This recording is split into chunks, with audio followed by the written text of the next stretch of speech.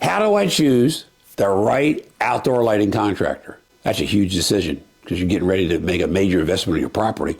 Plus, you're going to be enhancing your property. So if it's done wrong, you're actually paying money to make a mess in your yard. That's hard to believe, but we see it all the time. Contractors out there throwing something in the ground, and you go down the street, and you're like, what in the world, or who in the world did that mess? Anyway, how do I choose? Okay, let me tell you. This is the most important decision, okay? I can't stress this enough. For experience, local knowledge, and real project examples. Look for it, okay? Look for experience.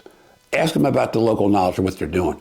And real project examples. If they can't give you job sites that you can run around to homeowners that they've done in the past or in the neighborhood, something's wrong. What are they hiding? Okay? A good contractor educates, designs, and stands behind their work. Outdoor lighting is art and engineering. When you choose the right contractor, the difference is obvious the moment the lights come on.